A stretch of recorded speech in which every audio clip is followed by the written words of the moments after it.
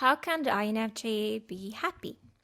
Now, hello everyone. My name is Domi. I'm an INFJ, and today I want to talk about how an INFJ can be happy. Now, I'm in many Facebook communities. I'm sure some of you are also have found some of the communities for yourself that are there for fellow INFJs to hang out. And one of the things that I see repeatedly is there's a lot of you INFJs that have been very dissatisfied with your life. And you have a job that you don't like, and you don't feel like your life is heading anywhere. And I've been exactly where you are, except I was still at university, I was studying law, and I remember trying to escape mentally from classes. So I think that's maybe a really interesting way for how INFJs escape, that we like to kind of leave the room. Like our body is still there, but we like to be in our dreamy imaginary world and just kind of escape the situation, and just like we are physically there, but mentally we are in our brain somewhere else. So what I've noticed when I was studying is that I spent a lot of time learning about business, and I always had things that actually were lighting me up. And somehow I also try to force myself into doing things that I thought I should be doing, like becoming a lawyer to impress my parents, and thinking that's what I need to do. When in deep reality, that was just really never my path. And if you're still at the phase where or maybe you're studying still, or maybe you're in a job that is not really aligned with you, I'm telling you that you're not happy. My first instinct was to combat my unhappiness, simply to distract myself. And I can tell you there are billions of series on Netflix and Hulu and other platforms where you can watch your favorite series and your favorite anime or whatever drama or what you want to watch. And there is an infinite amount of content that you can consume. And that really makes you forget about your own unhappiness until it doesn't.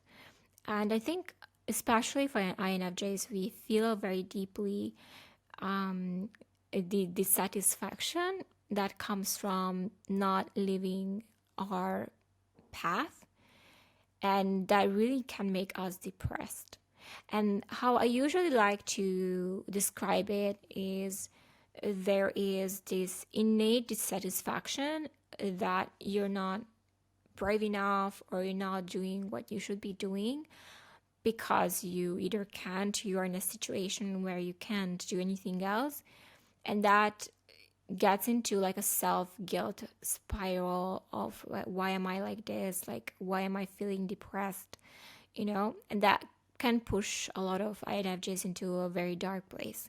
Now, this is a happy video. Like, we're going to talk about how an INFJ can be happy. And the only way that I have found to be happy is to step into a life of self-fulfillment. And that is a very scary path to take, because not only you need to be brave to go for what you feel you always wanted, but you also have to kind of, work with your environment who had different plans for you, right?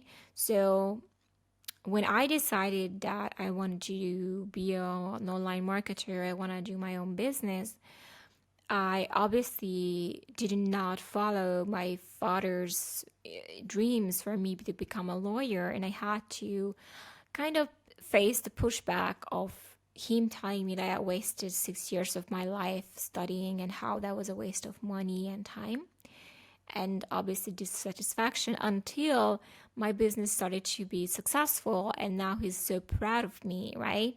So there will be initial pushback, which is really hard for INFJs, because we care a lot about making sure that the people we care about are not disappointed.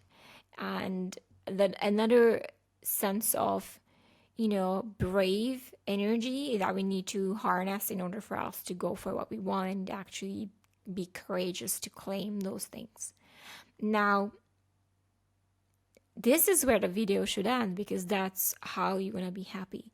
But the cool thing about INFJs is that when we can harness, like even if it's on the side, even if you have full-time job, or even if you're not quite doing what we want to do, giving a little bit of time for you to kind of let yourself indulge and block some time for the things that matter to you, the things that light you up, the things that you really care about, that can give you already so much joy and happiness, even if it doesn't succeed right away, even if it's not, blowing people out of the world and like massively impactful, because we really don't need a lot to be happy.